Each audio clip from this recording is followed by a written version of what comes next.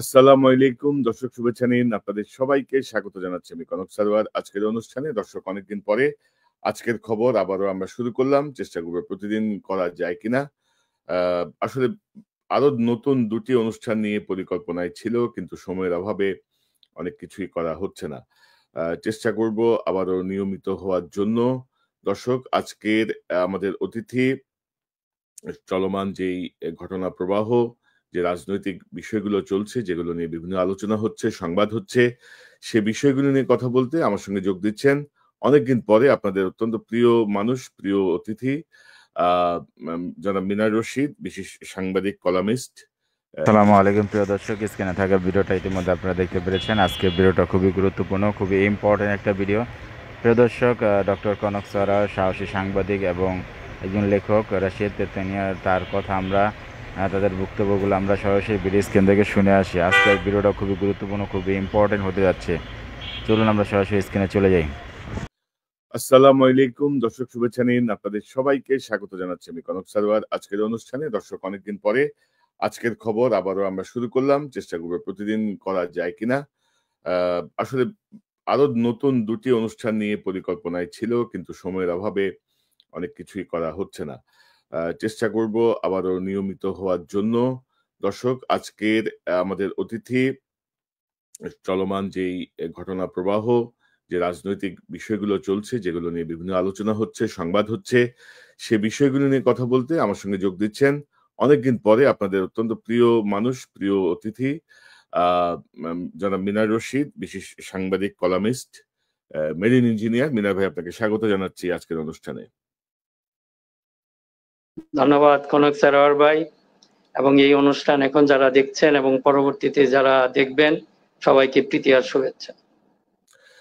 মিনা ভাই, আজকে যে শিরোনাম, অর্থাৎ অস্থিতিশীল পরিবেশ সৃষ্টির জন্য কিন্তু আওয়ামী লীগ নানা ফরম্যাটে চেষ্টা করছে। আমরা ৫ই আগস্টের পর থেকে দেখছি আনসার বিদ্রোহ, কারা বিদ্রোহ, সুপ্রিম কোর্টের বিদ্রোহ থেকে শুরু করে অটো রিক্সা চালক সমিতি, অমুক শিক্ষক সমিতি, নানা ফরম্যাটে নানা ভাবে একটা আনস্টেবল সিচুয়েশন ক্রিয়েট করার জন্য চেষ্টা চলছে, এখনো চলছে। গত পরশুদিনও ধরেন গাজার প্রতিবাদের নামে যে ভ্যান্ডালিজম করা হয়েছে বিভিন্ন জায়গায়, মানে করার চেষ্টা হয়েছে, ঘটনা ঘটেছে, সেগুলো ধরেন সেগুলোর পেছনেও কিন্তু আওয়ামী লীগের কি বলবো, পার্টিসিপেশনের নানা রকমের তথ্য আমরা পাচ্ছি।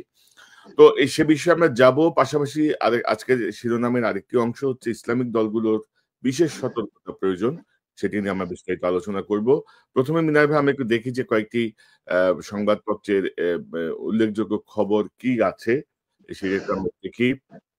প্রথমে আমরা যদি যাই দৈনিক আমার দেশ অনলাইনের শিরোনাম হচ্ছে শিগগিরই ৫.৫ লাখ রোহিঙ্গার নাম যাচাই বাছাই শুরু করবে মিয়ানমার। আম আরেকটি গুরুত্বপূর্ণ খবর, বিক্ষোভের সময় ব্যবসা প্রতিষ্ঠানে হামলায় ৪ মামলা এবং ইতিমধ্যে ৬০ জন গ্রেপ্তার হয়েছে। বিশ্বব্যাংক বলেছে আওয়ামী লীগের দুর্নীতির কারণে বিনিয়োগকারীরা পিছিয়ে ছিল এবং বাংলাদেশের কলেজের অধ্যক্ষ এর নতুন ১৩৫টি সরকারি কলেজের নতুন অধ্যক্ষ নিয়োগ করা হয়েছে এবং ডক্টর ইউনূসের সঙ্গে পিটার হাস সাক্ষাৎ করেছেন, এমন একটি খবরও আমরা দেখছি। পাশাপাশি আমরা যদি আরো আরেকটি সংবাদপত্রের আরো কয়েকটি সংবাদ আমি আসলে আলাদা করে রেখেছিলাম। তার মধ্যে একটি সংবাদ হচ্ছে এমন যে আহ সংস্কারে জনমত নিয়ে জরিপ চালাবে ঐক্যমত্য কমিশন। আলী রিয়াজের একটি অধ্যাপক আলী রিয়াজের একটি ছবি দিয়ে এই সংবাদটি করা হয়েছে এবং এবি পার্টির সঙ্গে তাদের যে আলোচনা, সেই আলোচনার পরে এই এই এই কথাটি, এই সংবাদটি এসেছে এবং এখানে তারা বলছেন যে তারা দ্বিতীয় ধাপে সংলাপ শুরু করবেন। দ্বিতীয় ধাপে সংলাপের আগে তারা জনমত জরিপ এবং এই জায়গাগুলোয় তারা যাবেন এবং তারা স্পষ্টভাবে, আমি যদি বলি, রাষ্ট্র সংস্কারে গঠিত জাতীয় ঐক্যমত্যের কমিশনের কার্যক্রমে দেশের সব শ্রেণী পেশার মানুষের অংশগ্রহণ নিশ্চিতে জরিপ চালানো হবে বলে জানিয়েছেন কমিশনের সহসভাপতি অধ্যাপক আলী রিয়াজ। এটি হচ্ছে একটা নিউজ এবং আমি যদি আরেকটা নিউজ দেখি, আমরা একটা আলোচনায় যেতে চাই। সেটি হচ্ছে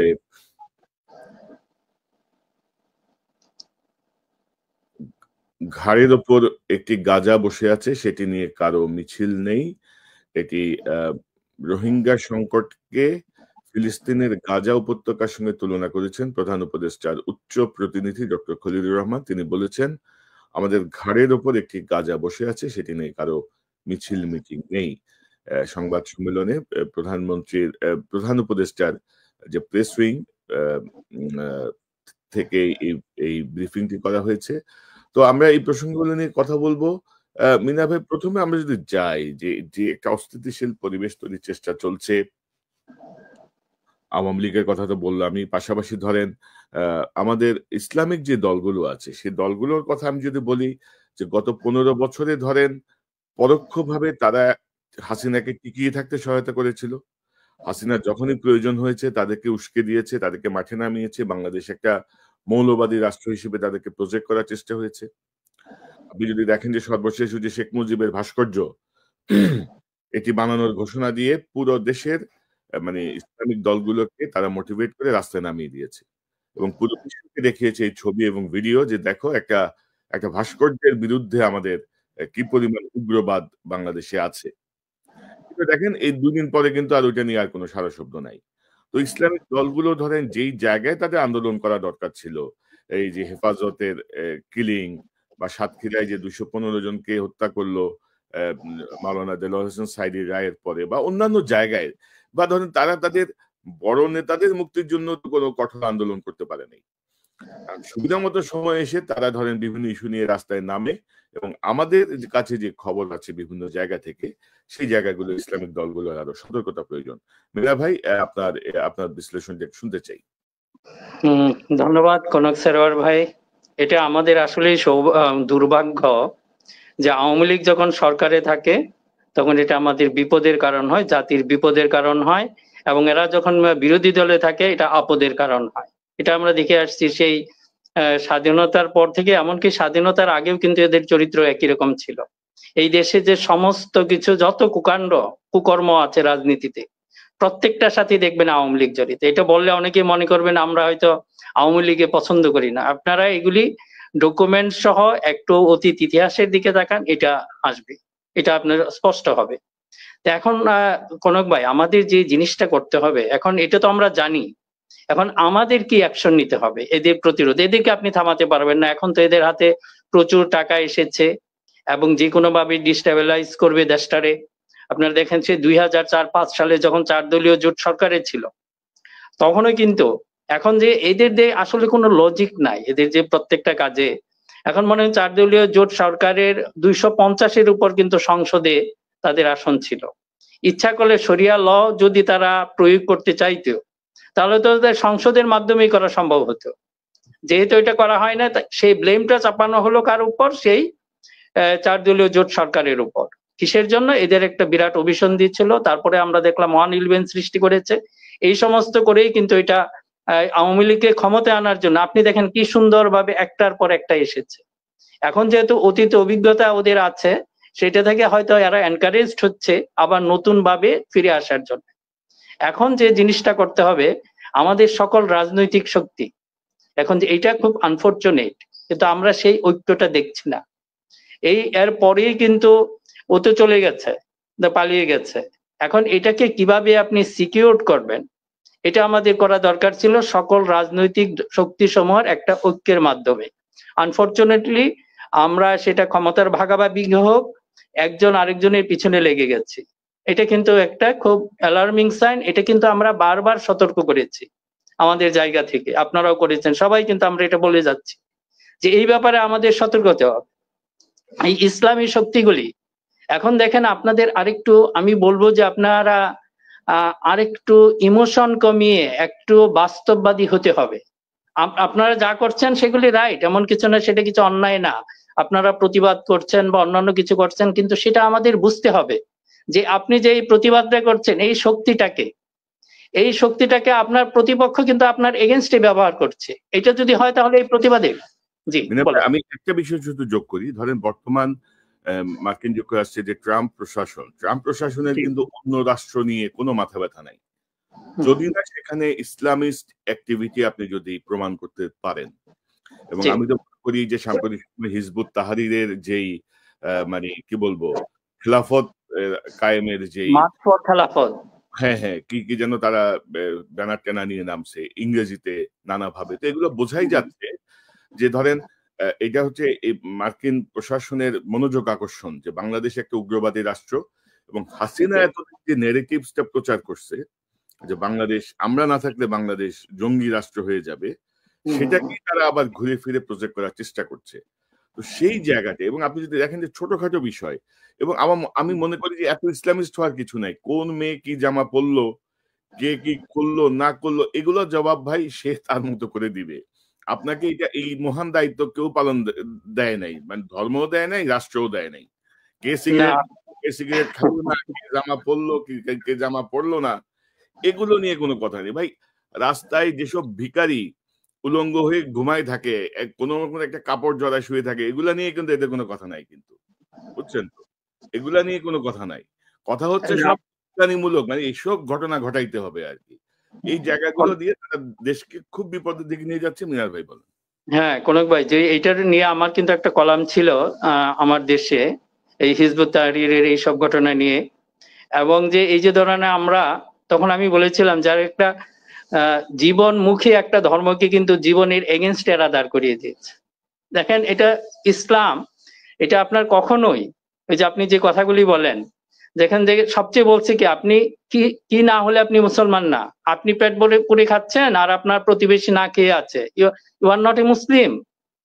এবং যদি আপনার জিহ্বা এবং আপনার ইয়ে থেকে আরেক প্রতিবেশী যদি নিরাপদ না থাকে আপনি মুসলমান না, এইরকম দেখেন এই যে সামাজিক যে বিষয়গুলি, এইগুলি কারেকশনের জন্য ইসলাম কিন্তু খুব কড়া ধরনের ভাষা ব্যবহার করেছে, কিন্তু অন্যান্য ব্যাপারে কিন্তু এগুলি বলে না। কিন্তু আমরা এইদিকে মনোযোগ দিচ্ছি না।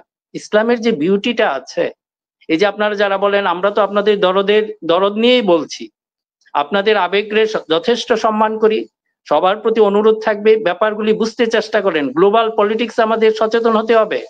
আপনারা ছিলেন, আলেম সমাজ ছিল সবচেয়ে জ্ঞানী, প্রজ্ঞাবান এবং হিকমা, সমস্ত কিছু বলেছে। এখন যদি আমরা জানি আমাদের শত্রু কি করছে, তাদের শত্রুকে কিভাবে আপনি দুর্বল করেন, এটা কিন্তু এখনো একটা প্রচারণা যুদ্ধ চলছে। রাসূল আরেকটা জিনিস আমি বলি, জানি না আপনারা এটা কিভাবে নিবেন, রাসূলুল্লাহ সাল্লাল্লাহু আলাইহি সাল্লাম নিজেও কিন্তু সৈনিকের পোশাক পরেছেন, সবসময় কিন্তু এক পোশাক পরে থাকেন না। এখন যুদ্ধাবস্থা, যদি আপনাদের দরকার পড়ে যে এগুলি দেখেন যে দাড়ি টুপি এটা খারাপ কিছু না, আমি তো বলবো যদি আমারই থাকে আপনাদের কৌশলের জন্য বলবো আপনারা গেঞ্জি পরেন, আপনারা এমন কিছু ক্যাপ পরে আসেন যদি রাস্তায় নামতে হয়, তাই না? আমি এই জন্য বললাম। মিনার ভাই, ওই আওয়ামী লীগ আমলে আমরা এটা নিয়ে অনুষ্ঠানে করছিলাম, আলোচনা করছিলাম বিস্তারিত ভাবে, যে ওই বাইতুল মোকাররম কেন্দ্রিক যেদিন মারামারি করার দরকার হইতো, সেদিন আপনার এই আওয়ামী লীগের প্রতিটা ওয়ার্ডের নেতা কর্মীদের মধ্যে যাদের দাঁড়িয়ে আছে তাদেরকে বলা হইতো যে তোমরা ফ্রন্ট লাইনে থাকবা। এগুলো কিন্তু মানে হাসিনার কিন্তু কৌশল ছিল, এটা আপনিও এইটা হাসিনার কৌশল, কিন্তু আপনারা উল্টা কৌশল নেন যে জিনিসগুলি করতে হয় এবং এদেরকে ধরিয়ে দিন। যদি যেই রকম করে দাড়ি টুপি এগুলি পরে আসে, এদের হলে এগুলি অ্যাসেট। এগুলি আর সামহাও হয়েছে কি যে কনক ভাই, যে আমাদের পশ্চিমা বিশ্ব বলেন বা একটা ইসলাম ফোবিজম, একটা ইসলাম ফোবিয়া, এই জিনিসটা কিন্তু আছে সব জায়গায়। এরা এটাকে ব্যবহার করতে চাবে। এই ব্যাপারে আপনারা সচেতন হন। এক ধরনের এটা আমাদের অ্যাকশন নিতে হবে। আমরা যদি চুপ করে থাকি তাহলে কিন্তু এরা ব্যবহার করবে আমাদের বিরুদ্ধে। এবং এমন কিছু ইস্যু, আজকে দেখলাম যে কয়েকটা জায়গায় আপনারা দোকানপাট ভাঙা হয়েছে বা এই ধরনের, এইগুলি কেন করবেন? আমরা প্রতিবাদ করব। আমরা যদি প্রতিবাদ করি সেটা, কিন্তু এই প্রতিবাদ করতে যায় যদি সেই প্রতিবাদ আমার এগেনস্টে যায় তাহলে লাভ কি ভাই? কাজে আমাদের এই যে বলেন আপনারা হিকমার কথা বলেন, এই হিকমাগুলি আপনারা প্রয়োগ করেন। কাজে এমন কিছু করার দরকার নেই। আপনি এখানে দু একটা দোকানপাট ভাঙলে ইসরায়েলের কিছুই হবে না। আমি তো বললাম ওদের কিছু হবে না, they will be more stronger against us. মানে মিনার ভাই ধরেন এই বিষয়টা ধরেন পুরো পৃথিবী জুড়েই তো প্রতিবাদ হচ্ছে, এটা ছিল গ্লোবাল স্ট্রাইক, তাই না? পুরো পৃথিবীর মানুষ এই জায়গাটায় কনসার্ন। তো এটাকে আপনি প্রতিবাদ করতে যে আপনি যেটা করছেন, এটাকে আপনি দেশকে অন্য ঝুঁকিতে ফেলে দিচ্ছেন, দেশটাকে অন্য পদের দিকে নিয়ে যাচ্ছেন। তো তো আমার মনে হয় যে যদি বোধোদয় হয়তো ভালো, নাইলে তো আর কিছু করার তো নাই। মানে কি বলবেন বলেন? আবার মানে এদের প্রচেষ্টাতেই হাসিনা আবার মানে আরো শক্তিশালী হবে আরকি। মানে এরা না যদি না কনক ভাই, আমাদের যে জিনিসটা, যে আমাদের কাজ হলো আপনাদের সতর্ক করা, অবশ্যই এমন কিছু পারবে না। এবং কয়েকটা জিনিস হয়েছে, এগুলি করার সাথে সাথে আমাদের যে আইটি টিম আছে বা ইন্টারনেটে, এগুলিতে আমাদের আরেকটু সক্রিয় হতে হবে, আমাদের প্রচারণা বাড়াইতে হবে। ওরা আমাদের বিরুদ্ধে মিথ্যা প্রচারণা চালাবে, আমাদের সত্যগুলি তুলে ধরতে হবে, এটা হলো একটা কথা। এই ব্যাপারে আমাদের হতে হবে। আর বিশেষ করে সরকারের প্রতি আমার বিশেষ অনুরোধ থাকবে, যে বাইরের যেগুলি আছে, এখন মনে করেন সরকারের সম্পর্কে আমাদের অনেক সমালোচনা আছে, অনেক হয়তো আপত্তি আছে, অনেক কিছু আছে, কিন্তু যখন দেশের স্বার্থে আসবে আমরা যে কোনো প্রয়োজনে আপনাদের পাশে দাঁড়াবো।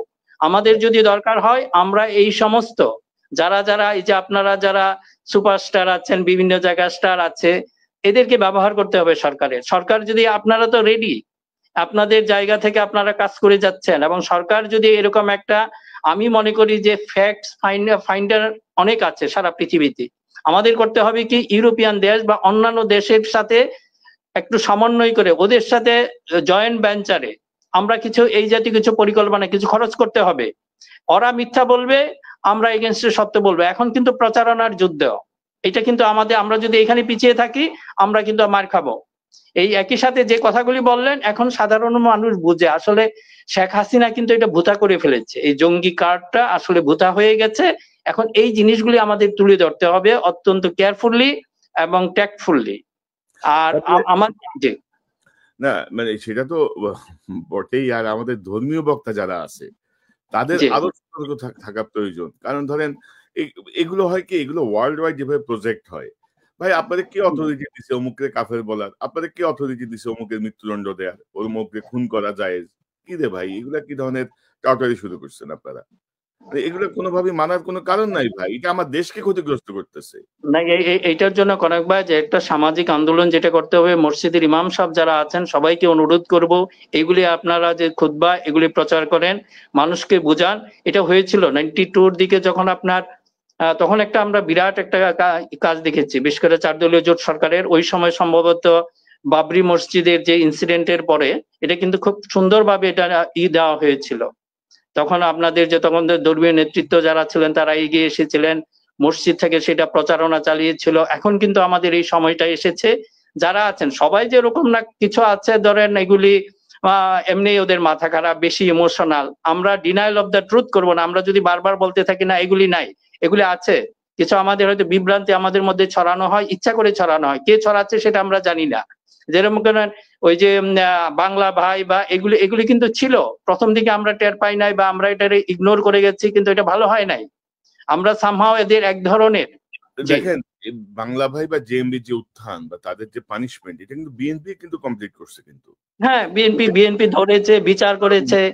ওইটা কিন্তু কোথাও প্রচারণায় নাই কিন্তু। বিএনপি এবং সাথে আমার ট্যাগ দিয়ে এই কাজগুলো চলছে। আমার মনে হয় যে আমাদের আরো সতর্কতা প্রয়োজন, এবং সতর্ক না হলে বিপদ আসলে ঠেকানো যাবে না। মানে মানে আমরা যে একটা সুন্দর একটা নিউ স্টার্ট মানে হইছে আমাদের, সেই জায়গাটা আসলে বাধাগ্রস্ত হবে। তো এবং ধরেন আমরা তো আসলে অনেক কিছু জাতীয় রাজনীতি নিয়ে কাজ করতে যেয়ে ধরেন রাজনৈতিক বিভিন্ন নেতাদেরকে তো আমরা তাদের সম্পদের বিবরণ থেকে শুরু করে তাদের নানা অপকর্ম তো আমরা নিয়ে আসি। ইসলামিক যে দল বা ইসলামিক নেতা যারা, তাদেরকে নিয়ে যদি আপনি কাজ করেন, 50% যেসব তথ্য সামনে আসবে ভয়ঙ্কর তথ্য আর কি, যেগুলো তাদের জীবনাচরণ বা তাদের যেই বাহ্যিক যেই রূপ, সেই রূপের সঙ্গে যায় না। তো প্রয়োজনে আমাদেরকে যেতে হবে, কিছু তো করার নাই। কেউ যদি দেশের বিপক্ষে অবস্থান নেয়, সুনির্দিষ্ট তথ্য প্রমাণ নিয়ে আমরা সেগুলো আমরা প্রজেক্ট করব।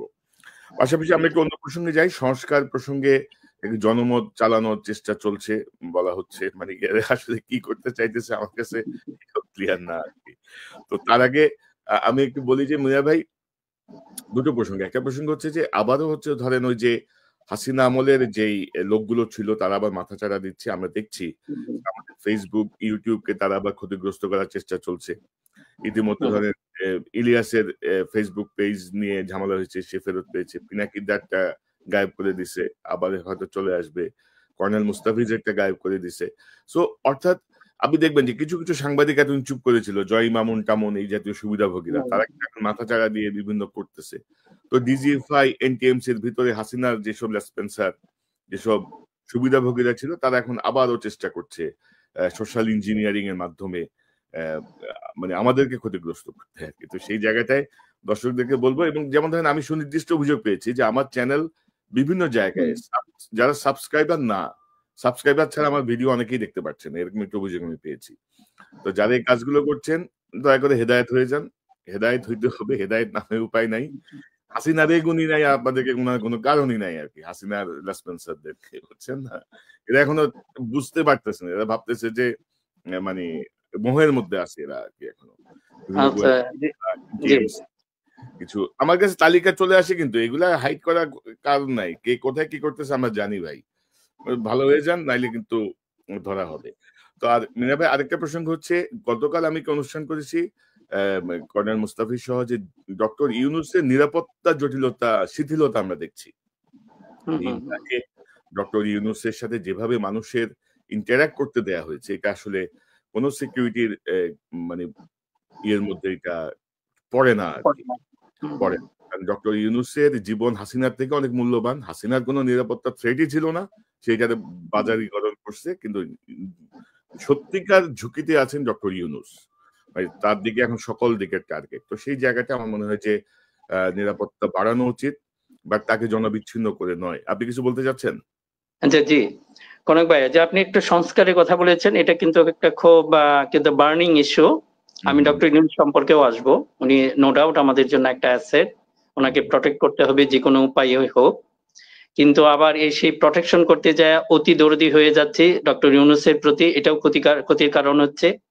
এখন মনে করেন সংস্কারকে, একটা কথা হলো সংস্কার অবশ্যই দরকার, কিন্তু এটাকে কেন নির্বাচনের মুখোমুখি দাঁড় করানো হচ্ছে, আমার প্রশ্নটা এখানে। এখন এমন হয়েছে, এখন যদি আপনি নির্বাচনের কথা বলে, এটা কবিরা গুনার মতো হয়ে গেছে, কিচ্ছু বলা যাবে না। এটা এক ধরনের হুজুগ। আমি আপনাদের সবাইকে অনুরোধ করব, এটা কোনো বিশেষ দলের জন্য না।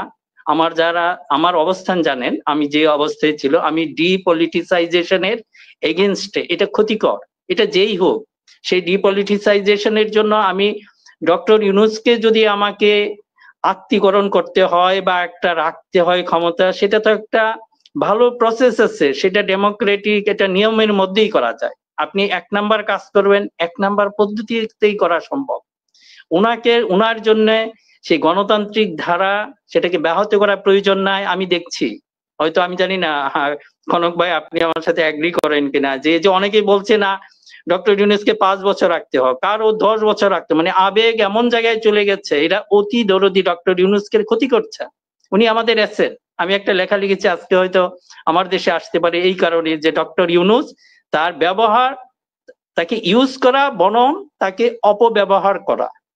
এখন ডক্টর ইউনূস যে কথাটা বললেন, আপনারা যেটা বলছেন তার নিরাপত্তার জেনারেট হচ্ছে, এটা রিয়েলি অ্যালার্মিং। কেন ওনার প্রতি এটা দেওয়া হবে না? উনি আমাদের অ্যাসেট। মিনা ভাই, আমি একটু আপনার আগের প্রসঙ্গটা একটু বলি, যে ধরুন ডক্টর ইউনূস গত 8 মাসে তার যে ক্যারিশমা দেখিয়েছেন ইন্টারন্যাশনাল লেভেলে, মানে হাসিনার ইকোনমি যে লেভেলে রেখে গেছিল, আপনি কি মনে করেন যে আমরা যদি ইমিডিয়েট পাস, যদি বিএনপি ক্ষমতায় আসতো, 3 মাসের মধ্যে মুখ থুবড়ে পড়তো? ব্যক্তিগত ক্যারিশমায়, ব্যক্তিগত যোগাযোগে ইকোনমিটাকে মানে রানিং করে, ইন্টারন্যাশনাল যে চাপগুলো সেগুলো করে উনি একটা পর্যায়ে এসছেন। মানুষ কিন্তু ধরেন বিএনপি বা অন্য কোনো দলের এগেইনস্টে না। আমি তো বলবো যে আমাদের রাজনৈতিক দলগুলো অহেতুক জনগণের মুখোমুখি চলে যাচ্ছে। আপনি এখন ধরেন রাজনৈতিক দলগুলো ভাই ক্ষমতা আসলে কে সংস্কার করবে? আপনি বলেন না, কি সংস্কার করবে? সব তো ভাইরা ভাই। ভাই, বিএনপির স্ট্যান্ডিং কমিটির মেম্বার কেউ যদি বলে আমরা ক্ষমতা গেলে কোনো সংস্কারই রাখবো না, সব কালেকশন করবো আমরা, তো আপনি কিভাবে আস্থা রাখবেন এই দলকে? বলেন কনক ভাই। আমি প্রথমে যে জিনিসটা বলবো, যে এটার জন্য মনে করেন আমরা কিন্তু ঘুমাই থাকবো না। আমি জানি যে আপনারা আরো সোচ্চার হবেন, সেটা বিএনপি আসুক বা অন্য। আওয়ামী লীগ যেখানে টিকতে পারে না সোশ্যাল মিডিয়ার সামনে, আমি যেটা বলবো যে এটার প্রভাবটা অন্তত যারা লিডার আছেন তাদেরকে আমি বলবো বিশেষভাবে আপনারা বিবেচনা করতে। আপনারা যে অবজ্ঞা দেখাচ্ছেন, যে ইগনোর করছেন, এটা কিন্তু অ্যালার্মিং। এদের সামনে কিন্তু শেখ হাসিনা টিকতে পারে নাই, কাজেই যে আপনারা তো কিছু ডেমোক্রেটিক, আপনারা পারবেন না, কাজেই এমন কিছু করবেন না যেটা আপনাদের জন্য ক্ষতির কারণ হবে। আরেকটা যে জিনিস হলো, কনক ভাই আপনাকে যেটা আমরা বলতে চাচ্ছি বা রিকোয়েস্ট করতে যাচ্ছি আপনাদের সবাইকে, যে আমরা যদি ডক্টর ইউনূস মনে করেন হি ইজ আমাদের জন্য অপরিহার্য। আমি আমি কিছু উদাহরণ দিয়ে যেটা বলছি, যে এটা মনে করেন যে সিঙ্গাপুর, দেখেন এরা কিভাবে, দে আর ভেরি ওয়াইজ। এখানকার যে প্রাইম মিনিস্টার লি কুয়ান ইউ ছিলেন, উনি যখন প্রাইম মিনিস্টার, ওনার মেয়াদ মনে করেছেন 70 বছরের কাছাকাছি হয়েছে, উনি ছেড়ে দিচ্ছেন, তার পরবর্তী প্রাইম মিনিস্টার হয়েছে। ওই সময় কিন্তু উনি সিনিয়র মিনিস্টার বা মিনিস্টার মেন্টর হিসাবে ছিলেন। এখন যদি ডক্টর ইউনূস আমাদের জাতীয় অ্যাসেট, আমি জানি না এটা বিএনপি হয়তো অ্যাকসেপ্ট করবে কিনা বা যে কোনো দলই আসুক ক্ষমতায়, এখন যদি আসে, আমরা কেন ডক্টর ইউনূসকে ব্যবহার করতে পারবো না? উনি তো মনে করেন ওনার পদবীর দরকার নাই, উনি এমন একটা পজিশনে চলে যান, প্রাইম মিনিস্টার ওনার জন্য কিছু না, প্রেসিডেন্ট ওনার জন্য কিছু না, কিন্তু উনি দেশের জন্য থাকুক। এটা যদি থাকতে পারে, আমি এই আপনার অনুষ্ঠানের মাধ্যমে উনাকে অনুরোধ করব উনি থাকুক।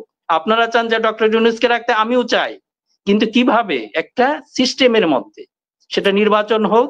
উনি কিন্তু ওয়াদা করেছেন ওনার মুখ থেকে যে হয়তো এই ডিসেম্বরে হবে, নয় জুন মাসে হবে, এইটুকু মনে হয় সবাই মেনে নিয়েছে। কাজেই যদি নির্বাচন হয়, নির্বাচনের পরে আমরা ডক্টর ইউনূসকে রাখতে চাই। আপনারা অগণতান্ত্রিক পদ্ধতিতে রাখার দরকার নাই। You follow Singapore. সিঙ্গাপুর ওনাদের যে আগের প্রাইম মিনিস্টার ছিল, পরে মিনিস্টার মেন্টর হিসাবে ছিলেন, তারপরে এখনকার যে প্রাইম মিনিস্টার ছিলেন কিছুদিন আগে, উনি লি কুয়ান ইউ এর ছেলে, উনিও কিন্তু এখন সিনিয়র মিনিস্টার হিসাবে আছেন, মিনিস্টার মেন্টর হিসাবে আছেন। আমি এখানে আরেকটা কথা বলি ইয়া ভাই, কনক ভাই, যে আমাদের এখানে কিন্তু একটা খুব ইম্পর্টেন্ট একটা পোস্ট আছে, ন্যায়পাল। সে আমরা যদি ডক্টর ইউনূসের মতো একটা ব্যক্তিত্বকে ন্যায়পাল, তখন ন্যায়পালই একটা বিরাট বিষয় হয়ে যাবে, এবং উনি কি করবেন, সমস্ত রাজনীতিকে ক্লিনসিং করে ফেলতে পারবে। প্রাইম মিনিস্টার হোক, প্রেসিডেন্ট হোক, আপনারা এই আবেদনটা জানান, আমি আপনাদের সঙ্গে থাকবো, ডক্টর ইউনূস থাকবে আমাদের ন্যায়পাল। এবং এটাকে আপনারা নেগলেক্ট করেন না। সিঙ্গাপুর দেখেন ওনারা করতেছে, ওনার যদি সেই এটা থাকে, আসুন না আমরা সবাই মিলে। ডক্টর ইউনূস কোনো দলের সম্পত্তি না। এই যে আমি দেখি এনসিপি না, আপনারা যেটা আছেন, আপনারা টেনে নিয়ে যাচ্ছেন কিসের জন্য? ডক্টর ইউনূস আপনাদের জন্য না। এটা যদি করেন, এটা ভুল ইউজ হবে, ওনার একটা ভুল ব্যবহার হবে। আমরা আসুন সবাই মিলে ডক্টর ইউনূসকে এমন একটা জায়গায় রাখি, উনি যতদিন আল্লাহ ওনাকে বাঁচিয়ে রাখবে, উনি মেন্টালি এবং ইন্টেলেকচুয়ালি অ্যাক্টিভ থাকবে, ওনাকে আমরা এই পজিশনে চাই। আমরা আমাদের মূল দেখে আমি একটু বলি, শুধু আমাদের মূল সমস্যাটা হলো দুর্নীতি। এই একটা জায়গায় যদি উনি সংস্কার করতে পারেন, পুরো জাতিটাকে করতে পারেন, তাহলে আরো কিছু লাগবে? আর কিছুই লাগবে না। যে প্রাইম মিনিস্টার হোক, যে প্রেসিডেন্ট হোক, ওকে লাইনে থাকতে হবে, লাইনের বিরুদ্ধে হুএভার ইট ইজ, যে কোনো মেধার হোক, যে কোনো, ওইগুলো আমাদের চিন্তার বিষয় না। কাজে ডক্টর ইউনূসকে যদি, এই যে আজকে আপনারা ডক্টর ইউনূসকে বেশি ভালোবাসেন, আমিও ভালোবাসি, আমার মধ্যেও আছে, কিন্তু আমি ওনাকে এই জায়গায় রাখতে চাই। ওনাকে আমরা বিতর্কিত করতে চাই না, ওনার জন্য আমরা গণতান্ত্রিক ধারাকে ব্যাহত করতে চাই না, ওনার জন্য নির্বাচনকে দূরে নিতে চাই না, নির্বাচন সময় মতোই হোক। জি, আপনি বলুন।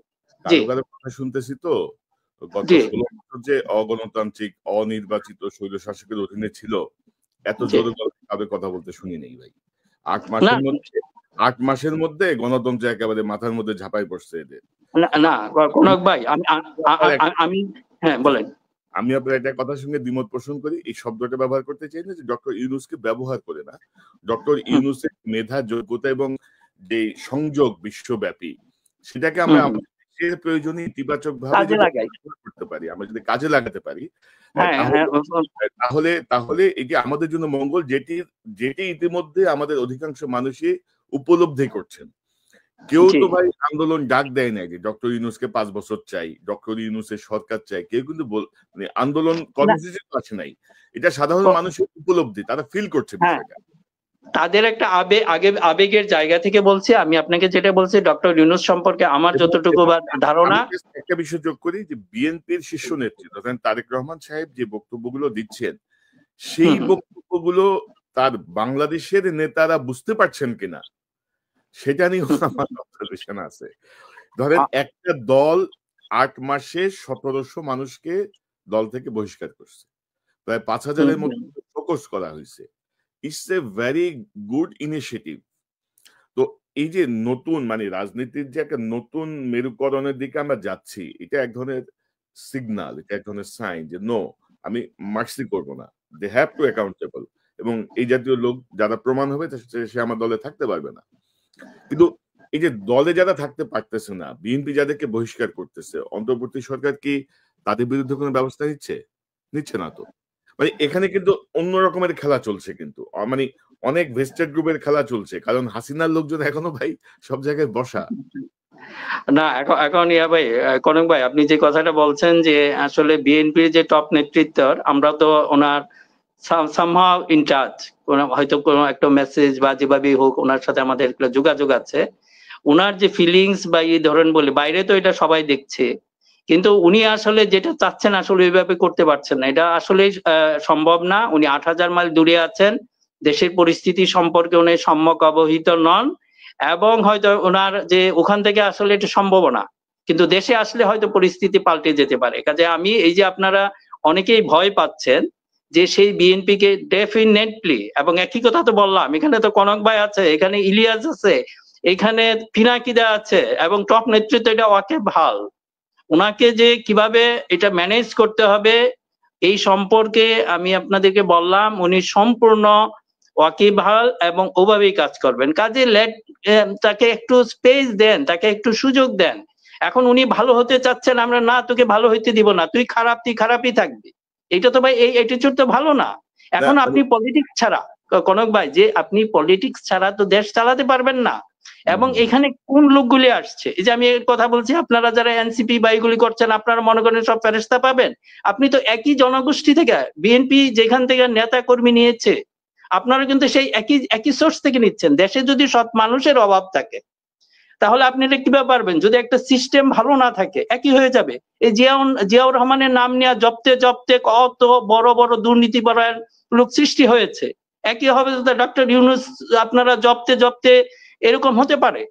কাজে এইগুলি নিয়ে বেশি যে কথাগুলি বলছেন, এই জন্য আমার কথা হলো যে পলিটিক্যাল ভ্যাকুয়াম সৃষ্টি না করে এখন বিএনপি কে অবশ্যই একটু প্রজ্ঞাবান হইতে হবে, খুব কেয়ারফুল হইতে হবে। নেতৃত্বের কথাই কিন্তু খেপিয়ে দেয়। এই যে আমিও কথা বলছি, এখন আমাদের কথা হলো যে আমি এটাকে নির্বাচনকে দেরি হোক সেটা চাই না, আমার একটা লজিক আছে, কিন্তু বিএনপির অনেকে সেই কারণগুলি তুলে ধরতে পারে নাই, মনে হচ্ছে তারা ক্ষমতায় যাওয়ার জন্য। এটা আসলে তাদেরকে ওই যে নন্দ ঘোষের মতো বানিয়ে ফেলেছে। বিএনপি যে ভুল করে সেটার জন্যও দোষে, যেটা করে না সেটার জন্যও দোষে। আপনি এই যে দেখেন সংস্কারের কথা বললেন, করেন ভাই আমি একটু বলি, বিএনপি কিন্তু ৩১ দফা ঘোষণা করেছে ২০২৩ সালে, সেটাই সংস্কার। এখানে আপনি একটু পরে দেখেন। কাজে এদেরকে আপনি কিভাবে বলেন তারা সংস্কার চাচ্ছে না? তারাও তো বলছে এবং তারা প্রমিস করছে। তারা যদি এটা না করে, এই যে আপনারা আছেন, সবাই আছি, আমরা ধরবো। কিন্তু এই সুযোগটা তাদেরকে দিতে হবে। যে একতরফা কথা বলে যাচ্ছেন, সুযোগ পাচ্ছেন বলে নন্দ ঘোষকে সমন্বয় দিচ্ছেন, এটা তো ভাই, এটা কিন্তু ক্ষতিকর।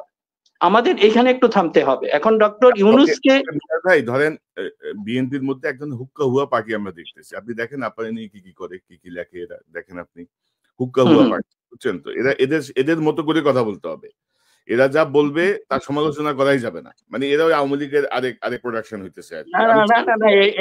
এইটাও আপনার আমি এদেরকে চিনি এবং আমি তারেক রহমান সাহেবের কাছে মেসেজও দিছি, stop them, they will destroy everything. আমি ভাই এই মুহূর্তে পরবর্তীতে নির্বাচনে বিএনপি ছাড়া অন্য কোনো বিকল্প আমি দেখছি না। মানে পসিবিলিটি বা পসিবল নেক্সট পাওয়ারে যাচ্ছে BNP. So they are waiting in power, তাই না? আপনার এই হুক্কা হুয়া পার্টি সব ধ্বংস করে দিবে। কিন্তু আপনি আমাদের কণ্ঠ কেউ রোধ করতে পারবে না ইনশাল্লাহ। আমরা আমাদের মতো করে বলে যাবো, যেখানে আমরা দেখবো, যেখানে আমাদের মনে হবে যে সমস্যা, সেটা আমরা বলবো। পাশাপাশি ধরেন আমাদের রাজনৈতিক দল বাস্তবতা কি, ধরেন আমার কয়েকদিন আগে আমার এই কিচেনের সিঙ্কটা জ্যাম হয়ে গেছে। বিভিন্ন সময় অ্যাসিড ঢাললে এটা ক্লিন হয়ে যেত, ক্লিন হয় না। তো ম্যানেজমেন্টকে বলার পরে ম্যানেজমেন্ট দেখলাম কি একটা মেশিন এনে জাস্ট এয়ার ফ্লোটা জোরে একটা এয়ার ফ্লো দিছে, এটা ক্লিন হয়ে গেছে। বাংলাদেশে এরকম একটা ওয়াটার স্টকিং এর মতো একটা অবস্থা।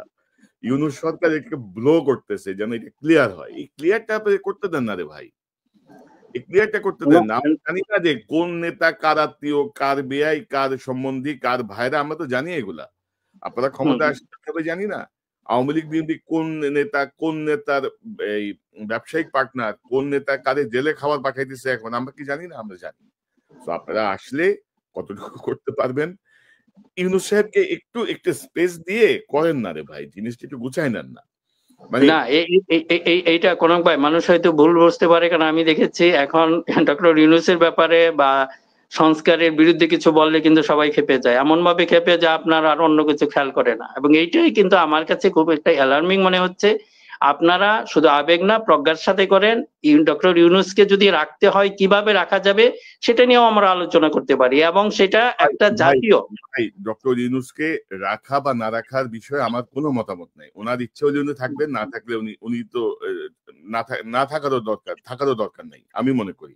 কারণ আমাদের কোন রাজনৈতিক দল তাদের শীর্ষ নেতার উপরে কাউকে স্থান দিবে না ভাই। আমাদের সেই এখনো আমরা ওই অবস্থায় যে পৌঁছাই নাই।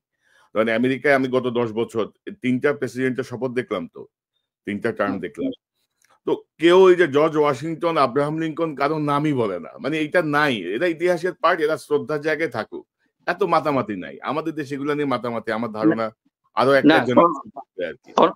কনক ভাই যে কথাটা হয়েছে যে পিনাকিদা একটা প্রস্তাব দিয়েছে যে এটা তারেক রহমানকে ডেপুটি মানে প্রধান উপদেষ্টা রেখে, এখন ধরেন এগুলি আলোচনা চলতে পারে, উনি দিয়েছেন বলে হুবহু এইভাবেই রাখবে, কিন্তু আমাদের এই ডায়লগটাই নাই। আপনি যেটা বলছেন যে আমরা শুধু টক্কর বাজাতে চাই, সে আরো অনেক অ্যারেঞ্জমেন্ট আছে। যদি এমন হতে পারে যে আপনি মনে করেন যে ডক্টর ইউনূসকে এমন হতে পারে নির্বাচিত আসলো, যে অনেকভাবে আমরা তাকে অ্যাকোমোডেট করতে পারি। 1 বছর হয়তো উনি প্রাইম মিনিস্টার হইলেন, যে প্রাইম মিনিস্টার হবেন ওয়েটিং প্রাইম মিনিস্টার উনি ডেপুটি হিসাবে তারও একটা ট্রেন হলো, যেই হোক সেটা বিএনপি হোক জামাত ইসলামী হোক। এবং এটা যদি আমরা করতে পারি তাহলে কিন্তু ধরেন আর কোনো সমস্যা হবে না, অনেকভাবে কিন্তু আমরা করতে পারি। আপনি যে কথাটা বললেন যে ওইটাতেই স্থির থাকবে তা না, এখন আলোচনার মাধ্যমে অনেক কিছু বের হয়ে আসতে পারে, কিন্তু এই জন্য আমাদের একটু হতে হবে, একজন আরেকজনকে বুঝতে হবে। আপনি যেটা বললেন সেটাই রাইট, সেটা তো ঠিক না, আমি যা বললাম সেটাই রাইট, সেটাই ঠিক না, এটা মানতে হবে। কিন্তু এই ধরনের বোঝা সবার ভিতর থাকতে হবে। এবং ডক্টর ইউনূস জি আপনি আরেকটা অ্যাঙ্গেল থেকে দেখেন যে আমরা কিন্তু ক্রমাগত বলছি কিন্তু যে ডক্টর ইউনূস আপনার উপদেষ্টা পরিষদ আপনি ছাগল দিয়ে হাল চাষ করতেছেন, ডুবাচ্ছে, change them, they are not capable. এবং আপনি দেখেন যে উপদেষ্টা পরিষদে যা আছে কিন্তু এগুলার কিন্তু মানে প্রত্যেকটারই কিন্তু আমলনামা খুবই খারাপ, খুবই জঘন্য অবস্থা। কিন্তু না এখন কনক ভাই এই জন্যই তো এগুলো নিয়ে ক্রমাগত বলা হচ্ছে, কিন্তু ডক্টর ইউনূস তার 8 মাসের দেখেন উনি কিন্তু কোনো কঠোর কথা বলে না। উনি নিজে যে অভিজ্ঞতা নাই বা উনি যে এটা পারছে না, উনি কিন্তু অকপটে স্বীকারও করতেছে। তারপরে ওনার যেই ঝিলিকটা উনি দেখাইছে, এই ঝিলিকে কিন্তু ওনার এই অপদার্থ উপদেষ্টা পরিষদও মানে ঢাকা পড়ে গেছে ওদের অপকর্ম আর কি। মানুষ এখন ওইটার থেকে মানুষের অ্যাটেনশন হচ্ছে ডক্টর ইউনূসকে নিয়ে। সো আপনাকে বাস্তবতা বুঝে সিদ্ধান্ত নিতে হবে ভাই। নতুন ভোটার 7.5 কোটি বা 7 কোটি, আপনাকে নতুন ভোটারকে মাথায় রেখে কাজ করতে হবে। আপনি 2001-এ নাই, আপনি 2025-এ আছেন ভাই। আপনার চিন্তা করেন এখন কনক ভাই যে এই যে ডক্টর মোহাম্মদ ইউনূস তাকে আমরা অবশ্যই রাখতে হবে। এখন মনে করেন যে আপনি যে কথাটা বললেন, উনি যদি একটা গোলাপ ফুল হয় আশেপাশে সব কাটা, এখন এই গোলাপের ঘ্রাণ নিতে যায় আমাদের এই কাটার আঘাত সহ্য করতে হবে, আমি যেটা বলছি। তো এখন মনে করেন তো এটা দরকার নেই, আমরা এই গোলাপটাকে আলাদাভাবে ব্যবহার করতে পারি, কাজে লাগাতে পারি। আপনি যে জিনিসটা বলেন আমরা যদি স্মার্ট হই, কিন্তু আমরা এই যে পিনাকিদা যে একটা প্রস্তাব দিয়েছেন আমরা একটু কাজ করি না, উনি করেছেন হুবহু সেইভাবেই করতে হবে, তার প্রয়োজন নাই। এই যে আমি বললাম ওনাকে 1 বছর রাখেন, উনি 1 বছর তো এমনিই থাকবে, আরো 1 বছর যদি রাখতে পারি পরবর্তী উনি সিনিয়র মিনিস্টার হলেন, এইভাবে যদি করতে পারি এগুলি আমাদের কাজে লাগবে এবং আমাদের গণতান্ত্রিক ধারা সেটা অব্যাহত থাকবে। আরেকটা জিনিস আমি আপনাকে আপনার মাধ্যমে এখন বলতে চাচ্ছি, দেখা যাচ্ছে যে আমাদের পলিটিক্যাল ফোর্স যেগুলি আছে, বিশেষ করে যে ইসলামপন্থী দলগুলি আছে, তারা এখন কিন্তু খুব উচ্ছ্বসিত, কিন্তু জানেন না যে এখানে আড়ালে কি থাকতে পারে। 1/11-তে আমরা দেখেছি ওনারা কিন্তু প্রথমে যে সৎ মানুষের শাসন চাই ওনাদের কিছুটা পার্টলি ওনাদের স্লোগানেরা ব্যবহার করেছিল, এতে কিন্তু ওনারা উচ্ছ্বসিত হয়ে পড়েছিলেন। পরে আমরা সেটা পরিণাম দেখেছি এবং ওনারা নিজেদের নেতাদেরও হারিয়েছে। এখন যে পরিস্থিতি আছে, এখন যদি আমাদের এখানে একটা এই যে কথা বলছেন সংস্কারের ভিতর অবশ্যই এটা করতে হবে, কিন্তু আমাদের সে যদি নির্বাচন ব্যবস্থা আমরা কখন হবে সেটা যদি আমরা এখন না জানতে পারি, এটা তো ধরেন অন্য একটা ফোর্সের ভিতরে ঢুকে পড়তে পারে, সেটা ঢুকে পড়ে টোটাল জিনিসটা আমাদের এগেনস্টে চলে যেতে পারে। বিশেষ করে আর যদি এখানে একটা সিস্টেম ডেভেলপ করে যেতে পারেন, এটা নিয়ে দেরি করা আমি বলছি যে এটা আমি যে অনেকে মনে করতে পারেন ক্ষমতার জন্য পাগল হয়ে যাচ্ছি বা সেটা না, আমি এটা জ্ঞানতই বলছি। আমার কাছে জিনিসটা ভালো লাগছে না যদি এটাকে বেশি আমরা দেরি করে ফেলি, যে অনেকে যেটা ভাবছেন যে নির্বাচন 5 বছর পরে হোক, না এটা ভালো না। আপনার যদি করতে হয় 1.5 বছর করে বা যে কোনো ধরনের একটা করেন, সবার মিলিত সম্মতিতে, সেটা বিএনপি থাকুক জামাত থাকুক, যে আমরা ডক্টর ইউনূসকে নিয়ে যে পিনাকিদা যে কথাটা বললেন সেটাও যদি হয় তাহলে একটা যে কোনো একটা নির্বাচনের মাধ্যমেই হোক। কাজে এই নির্বাচন থেকে যদি আমরা জাতিকে দূরে রাখি, আমার মনে হচ্ছে এটা আমাদের জন্য কারোর জন্য মঙ্গলজনক হবে না। মিনা ভাই 5 বছর এলাও করার তো কোনো কারণ নাই। কেন 5 বছর একটা অনির্বাচিত ভাবে এরকম একটা গ্রুপ থাকবে? তাও এই অপদার্থ গুলা তো কোনো হ্যাঁ, চেঞ্জ সেটা অপদার্থগুলো আমাদের টেনে নিতে হবে তো ডক্টর ইউনূসের সাথে সাথে। খুব সহজ কথা হচ্ছে ডক্টর ইউনূস, আমি এটা অনেক আগে বলছিলাম, ডক্টর ইউনূস যদি একটা ডাস্টবিনকে বলে যে এটা ফুলের বাগান, সেটা আমাদের মানার কোনো কারণ তো নাই। ডাস্টবিনই তো 5 বছর ক্ষমতায় থাকারও কিছু নেই। আবার ধরেন ডক্টর ইউনূসের সরকারে আবার কিছু কি বলবো এটাকে, আপনার অতি ধুরন্ধর আছে আর কি। আরে ভাই, আপনি আওয়ামী লীগ সিদ্ধ করবেন, আপনি বিল আনেন, আপনি ইয়ে দেন, আপনি হাইকোর্টে যান, সিদ্ধান্ত দেন, দেখি আমরা কোন দল বাধা দেয়। আপনাদের কেন ঐক্যমত লাগবে কেন রে ভাই? একটা একটা বিপ্লব পরবর্তী সরকারে বসছেন, আপনাদের কেন না বিএনপি রাজি না, অমুক দল রাজি না, তমুক চায় না, কেন এত ফাইজলামি করতেছেন ভাই? আপনি সিদ্ধান্ত এটা নেন, আমরা এটা দেখবো, জনগণ দেখবে যে কে কে মানতেছে না এটা। বলেন, আপনি আসেন। না, কনক ভাই এই ব্যাপারে যদি করতেছে কিন্তু আপনি যদি খেয়াল করেন। হ্যাঁ, কনক ভাই যে আপনি যে কথাটা বললেন যে এটা নিয়ে কিন্তু আমি একটা জানি না কারো আপনাদের সুযোগ হয় একটু লেখাটা পড়ে দেখেন, ডি আওয়ামিফিকেশন এবং ডি নাজিফিকেশন এটা কিন্তু হয়েছে। এটা যে নতুন ভাবে আপনাকে, এবং ডি আওয়ামিফিকেশন বলতেই যে ওদেরকে ধ্বংস করে দেওয়া তা না। ডি নাজিফিকেশনে আমি আবার বলছি যে আমি এই কথাটা বললাম ওয়াইজ একটা ডিসিশন ছিল। ডি নাজিফিকেশনে খুব বেশি মানুষকে কিন্তু শাস্তি দেয় নাই, মুষ্টিমেয় কয়েকজনকে শাস্তি দিয়েছে। সেই নাৎসি পার্টি যেটা সেটাকে ব্যান করেছে, এবং সেটা যে পাঠ্যপুস্তকে বা এই সমস্ত ইয়ার বিরুদ্ধে লিখেছে, এবং যারাই এই নাজি পার্টির কাছাকাছি কোনো দল করতে চেয়েছে সেটাকেও নিষিদ্ধ করেছে। এবং আমাদের যদি এই ডি নাজিফিকেশনের মতো ডি আওয়ামিফিকেশন আমরা করতে পারি, সবাইকে শাস্তি দিতে হবে না, এখানে সামাজিক অস্থিরতা তৈরি করা হবে না, জাস্ট মুষ্টিমেয় কিছু মানুষকে শাস্তি দিবে, এবং এটা তার দৃষ্টান্তমূলক শাস্তি, এবং বাকিদেরকে আত্মীকরণ করে ফেলতে হবে সমাজের ধারার সাথে। এবং এই ধরনের যেন মানে ফেসিবাদী কোন রাজনৈতিক শক্তি ভবিষ্যতে মাথাচাড়া দিয়ে না উঠতে পারে, সেই কাজটা করতে হবে। কাজে এই কাজটা গভর্নমেন্ট আপনি কেন করছেন না? এখন সমস্ত কিছু আপনারা বিএনপির উপর দোষ চাপিয়ে দিচ্ছেন যে যা কিছু করে বিএনপি চায় না, সমস্ত কিছু এই প্রচারণাটা কেন? এটা তো সরকারের দায়িত্ব, সরকার একটা যে কোনো একটা ইয়ার মধ্যে এটা করতে পারেন। এটা কি আসলে কেউ তখন বাধা দিবে? যদি তখন বিএনপি বাধা দেয় বা জামাত বাধা দেয় বা ছাত্র সমন্বয়করা বাধা দেয় তখন বলতে পারেন। আপনারা আগেই কেন বিএনপির উপর মানে কাঁধে বন্দুক রেখে আপনারা এই কাজটা করে যাচ্ছেন? সেটা তো ঠিক না। এখন এই যে বলেন যে আমরা যে বেশি দিন রাখবো, এখন ডক্টর মোহাম্মদ ইউনূসের বা তার টোটাল সরকারের উপরে এই দায়টা কিন্তু চাপে। আমরা যদি বলি এখন কেন করতে পারতেছে না, তাহলে আমরা মনে হচ্ছে যে পলিটিক্যাল পার্টি ছাড়া এটা সম্ভব না, কাজে আমাদের নির্বাচন দরকার। আমাদের যদি পলিটিক্যাল পার্টি ছাড়া, কারণ তখন মানুষের একটা চাপ থাকবে। এখন তো আপনারা কোনো চাপ ফিল করছেন না, এখন ডক্টর ইউনূস উনি যাতে ফিল করবেন সেটাকে আমাদের মেনে নিতে হবে, সেটা তো ঠিক না। সেটা অবশ্যই ঠিক না। ডক্টর ইউনূস যা ফিল করবেন বা তার উপদেষ্টা পরিষদ বা তার আশেপাশে যারা আছেন তাদের বক্তব্যই আমাদেরকে মানতে হবে, এমন কোনো বাধ্যবাধকতাও নাই। নির্বাচন আমরা অবশ্যই চাই। তবে বিএনপির উপরে দায়গুলো আসছে কেন জানেন তো? বিএনপির অতি টাউট নেতাদের বক্তব্যের কারণে। অতি টাউট এটা ঠিক আপনি যেটা বলছেন, যে এই ব্যাপারে সতর্ক হতে হবে। তারেক রহমান সাহেবের বক্তব্য এরা ধরতেই পারতেছে না।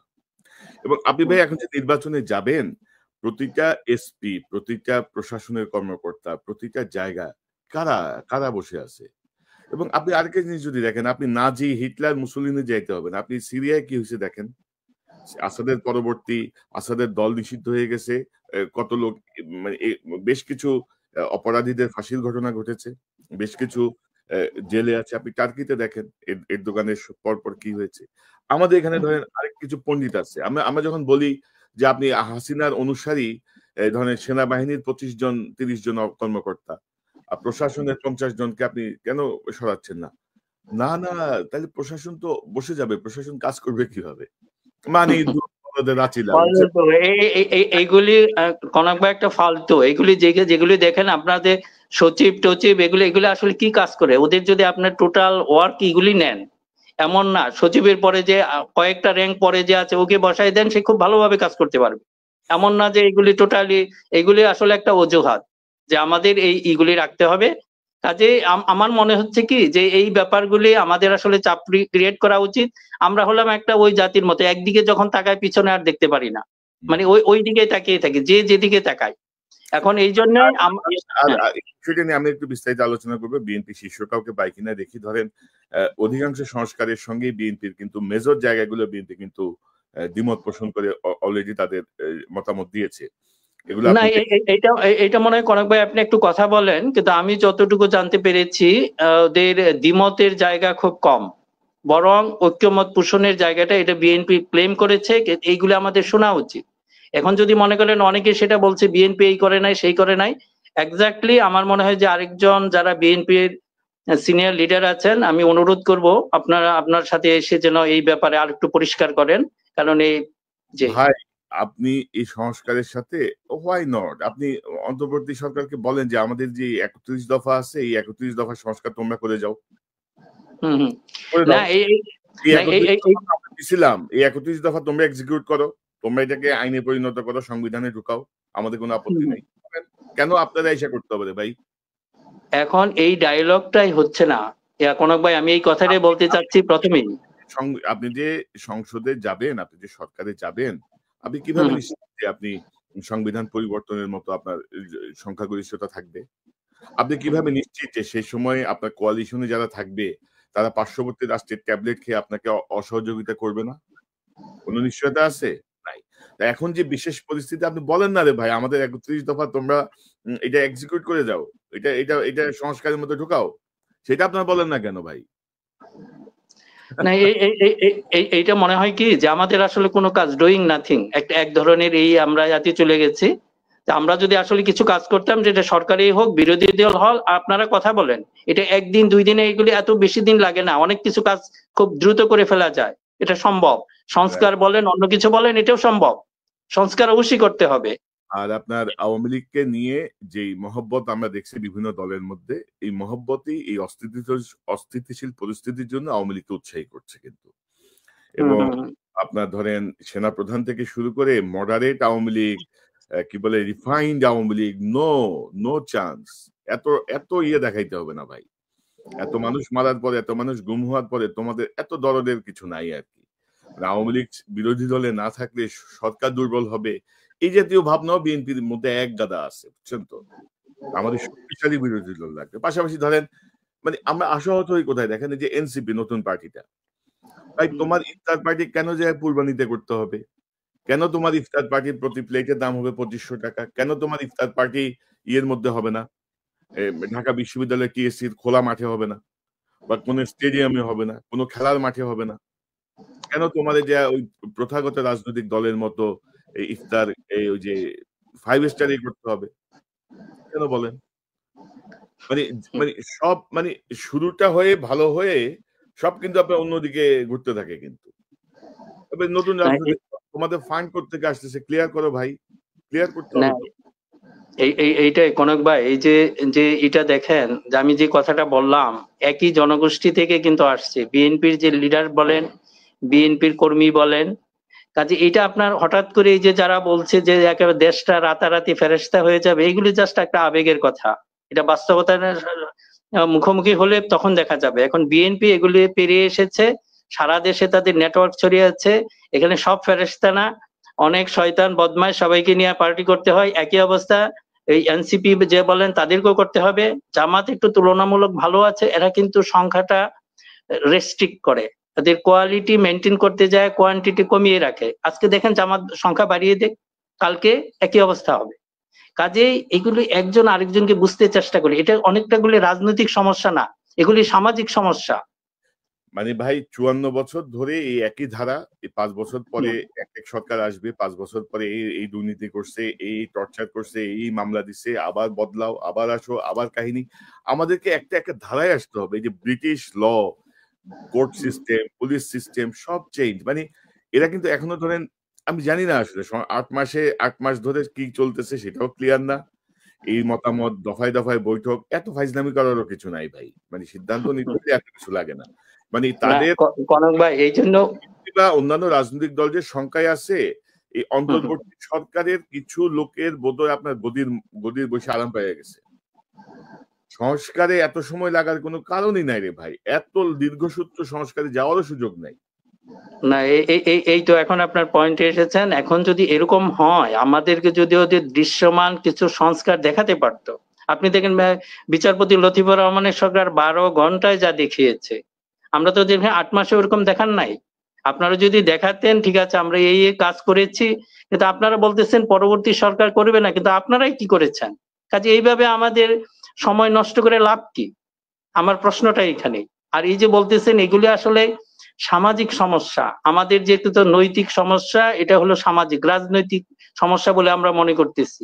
যেই ক্ষমতায় যাবে সেই একই কাজ করবে। যদি এই সামাজিক সমস্যা, এই সামাজিক গ্রুপগুলি আমরা যদি দূর না করি, এখন এইখানে আমাদের কাজ করতে হবে। আমরা শুধু বলতেছি বিএনপি কে দেনা না, বিএনপির জায়গায় অন্য কেউ হলে সে একই কাজ করবে। যদি আমাদের এই নৈতিক বা এবং সামাজিক গ্রুপগুলি আমরা দূর না করি, এবং এগুলো আগে আইডেন্টিফাই করতে হবে এবং সেই জায়গায় কাজ করতে হবে। এই যে এটা অহেতুক বলছেন যে আমি আবারও বলি যে বিএনপির অবস্থাটার জন্য বিএনপি দায়ী। বিএনপির কিছু অতি অর্বাচীন বাচাল নেতারা যেসব কথা বলে মানুষকে বিভ্রান্ত করছে, তারা যে ধারায় কথা বলতে চাচ্ছে সেই ধারা নতুন প্রজন্ম সেই ধারাকে সমর্থন করে না। এবং আওয়ামী লীগ 2009 সাল থেকে এত ট্যাবলেট খাওয়ানোর পরেও এই নতুন প্রজন্মই বমি করে সব ফেলে দিছে। তো এসব বলে লাভ নাই। বিএনপির নেতাদেরকে সংযত কথা বলতে হবে, পজিটিভ কথা বলতে হবে। সে পজিটিভ লাইনে না আসলে মানে কোনো পক্ষে কোনো সমর্থন পাওয়ার কোনো সুযোগ নাই। আবার ধরেন সরকারের মধ্যে আবার আপনি আর জিনিস দেখেন না ভাই, এই যে অপদার্থ উপদেষ্টা গুলারে নিয়ে বিএনপির পক্ষ থেকে এই পর্যন্ত কঠোর কোনো বক্তব্য আছে যে ভাই এর যে বসাইছো এটা সব গুলাই ফেলতেছে। বিএনপি বসে আছে কোথায় জানেন তো, যে আওয়ামী লীগ সরকার ক্ষমতায়, তারা যদি ফেলিয়ার হয় এটা আমাদের পক্ষে যাবে ভাই। ইউনূস সরকারের কোনো ফেলিয়ার আপনার পক্ষে যাবে না, কিন্তু এটা দেশের ক্ষতিকর হবে, দেশের জন্য ক্ষতিকর হবে। মির্জা ফখরুল ইসলাম আলমগীর বোধহয় 2 সপ্তাহ আগে বলছে উপদেষ্টাদেরকে রিশাফেল করেন, কিছু বাদ দেন, নতুন এটা আপনি 8 মাসের মাথায় কথা বলতেছেন, তাহলে 15 দিনের মাথায় তো বলা যায় যে এই অপদার্থ কিছু করতে পারতেছে না, এর খাসলত খারাপ। আপনি বলেন না কেন রে ভাই? তো এইসব ওই মানে কি বলবো, মানে পুরান ধারার এইসব পেঁচাপেচি করে আমাদেরকে বিভ্রান্ত করা যাবে না বা অন্যদেরকে বিভ্রান্ত করা যাবে না। পসিবল বা পাওয়ার ইন ওয়েটিং হচ্ছে BNP, power in waiting BNP, সেটাকে নষ্ট করার দরকার নাই তো বিএনপি, তাই না? আপনারা ইনশাআল্লাহ কাজগুলো করতে পারবেন না, সেই কাজগুলো আপনারা ইউনূস সাহেবের মাধ্যমে হাত করাই ফেলেন। যে 31 দফা সংস্কার আপনারা কয়টা করতে পারবেন ক্ষমতায় গেলে? করাই নেন না ইউনূস সাহেবকে দিয়ে, যে এই আমাদের প্রস্তাবগুলো আপনারা সংস্কারে ঢুকাই আপনারা এক্সিকিউট করে দেন। গুড, হয়ে যাক। না আপনার এটা একটা চমৎকার প্রস্তাব। আসলে বিএনপির এটা বিবেচনা করা উচিত। ওনাদের যে আসলে ওনাদের এই যে ল্যাঙ্গুয়েজ গুলির সমস্যা, মুখের যে ভাষা বা যেভাবে হচ্ছে বডি ল্যাঙ্গুয়েজ, ওনারা এমন একটা ভাব করে যে ওনার সংস্কারের এগেনস্টে, কিন্তু ওনারাই তো ঘোষণা করেছেন 31 দফায় তো একটা সংস্কার। এখন এই কথাটা যদি বলে, এটা যদি এই যে আপনার প্রস্তাব মতো এটা যদি আসলে ঢুকিয়ে দিতে পারে এই সরকারের মগজে বা মাথায়, তারা সেটা ইমপ্লিমেন্ট করুক না কেন। এখন যদি মনে করেন যে এই বছরও যদি নির্বাচন হয়, দ্যাট মিনস এখনো 8 মাস, আর যদি জুনে হয় 814 মাস, আপনি ডেজ কাউন্ট করেন, এরা যদি রিয়েলি কাজ করে ইটস মোর দেন এনাফ। কাজে এই যে কথাগুলি বলছেন যে ওনাদেরকে সেই স্পেস বা এটা দেন, কমফোর্ট দেন, হ্যাঁ আপনাদের এনাফ সময় আছে, আপনারা এটা করেন। আর এটা প্রমিস করেছে, সেই প্রমিস যেহেতু ডক্টর ইউনূসের, উনি এটা রাখবেন। ওনার এই ক্ষমতার জন্য আমার যতদূর মনে হয় ওনার সম্পর্কে আন্ডারস্ট্যান্ডিং, এটার জন্য ওনার মনে হয় খুব একটা উনি ক্ষমতার জন্য লালায়িত না। আর কাজে ওইভাবে যদি থাকে, পরবর্তী যদি থাকতে চায় বা ওনাকে রাখা সম্ভব হয় আমরা রাখবো, আর না হলে উনি আমাদের জাতির মুরব্বী হিসাবে, জাতির অভিভাবক হিসাবে থাকবেন। আর আরেকটা গুরুত্বপূর্ণ কথা হচ্ছে যে বাংলাদেশের সাধারণ মানুষের যে পালস, সেই পালসে বিএনপি বা অন্যান্য দলের মধ্যে ভারতপন্থী বা ভারতের দালালি করা লোকজনকে মানুষ কোনোভাবেই একসেপ্ট করবে না। আপনি যত মহান নেতাই হন, আপনি যত বুজুর্গ নেতাই হন, কোনো পাত্তাই পাবে না। এই জায়গায় সবাইকে সতর্ক হওয়া উচিত। এত ভারতের কিছু নাই, এত দরদের কিছু নাই। আমরা দেখছি কি করছে সেই স্ট্র্যাটেজিটাও অনেকে বুঝতেছে না, বুঝছেন তো? এইটা অনেকেই বোঝে না। মানুষ যে ওনাদের আইব্রো নাচানো, ওই যে ইন্ডিয়ার সাথে একটু সম্পর্ক স্বাভাবিক হচ্ছে, আপনি উৎফুল্ল হয়ে পড়লেন। সেই আপনার বডি ল্যাঙ্গুয়েজ গুলো কিন্তু মানুষের চোখে ধরা পড়ছে, এবং এটার জন্য দায়ী কিন্তু আপনাকে না, শুধু দলকেও নিতে হবে। কাজে এই ব্যাপারে একটু সতর্ক থাকতে হবে। মিরা ভাই, আমার অনুষ্ঠানের শেষ দিকে আমি জাস্ট একটা বিষয় আপনাকে শেয়ার করি। মানে ধরেন যে আমার খুব অবাক লাগলো এই যে ঈদগাহে ডক্টর ইউনূসের এখানে আমি তো বলছিলাম তার সিকিউরিটি ল্যাকিংস এর কথা। হুম। পাশাপাশি ধরেন আপনি এই ভিডিওটা দেখেন, আমি জাস্ট অল্প একটু দেখাই আপনাকে। মানে কি বলবো, মানে ধরেন যে আচ্ছা আসতেছি, আগে ভিডিওটা দেখেন আপনি। এখনই জামাত শুরু হবে। স্যার ওনাদের কিন্তু আমাদের শরীক হওয়া উচিত। মানে ঈদ জামাতের আগে ইমাম জায়া ডক্টর ইউনূসকে বলতেছে যে এখানে যে সাংবাদিক এবং ওনার যে সিকিউরিটি পার্সোনালস আছে ওদেরকেও নামাজে শরীক হইতে হবে। মানে ওই কি বলবো রে ভাই, বলে পান্ডিত থাকতেছে আর কি। বেটা, যে সিকিউরিটির দায়িত্বে আছে ওইটাই তার ইবাদত, যে সাংবাদিক এখানে দায়িত্ব পালন করতেছে ওইটাই তার ইবাদত। আপনি সৌদি আরবে দেখেন, গত 15 বছরে এ বলছে, গত 15 বছরে এ যা ওই যে প্রেসিডেন্ট এই যারা ছিল বলছে যে এদেরকে নামাজ পড়তে বলেন। মানে ঢিলা পাইলে যা হয় আর কি, মাতবরি শুরু করে দিছে। আমি অবস্থাটা দেখেন না, আমি শুনে বললাম যে হাউ ডেয়ার হি ইজ, সেই কথা বলতে পারে বলেন আপনি? না এটা হয়েছে কি যে ডক্টর ইউনূস হয়তো ভয় পেয়েছেন যে এটাকে আবার অন্যদিকে মিডিয়াতে যদি চলে যায় ওনার এগেনস্টে চলে যাবে। এখন এইগুলি আসলে আরেকটু সতর্ক হওয়া উচিত। যেখানে প্রোটোকল গভর্নমেন্টের যেটা আছে, সিকিউরিটি বিষয়গুলি, এটা নো কম্প্রোমাইজ। ভাই আমার মনে হয় যে নামাজ হয়, মক্কা শরীফে যখন নামাজ হয় হ্যাঁ, ওখানে দাঁড়িয়ে থাকে, দেখেন। থাকে না? পরে আর একটা করে বলছে যে পরের জামাতে পড়বে, পরের জামাতে নামাজ পড়বে। না, ওইটাই তো করা উচিত। ওনাদের জন্য পরের জামাত বা অনেক আরো অন্যান্য জায়গায় জামাত হয়, ওখানে চলে যাবে সে যদি মুসলমান হয়। আবার ধরেন এটা নিয়েও দেখলাম যে সোশ্যাল মিডিয়ায় বলতেছে মানে ব্যাপক প্রশংসা আর কি।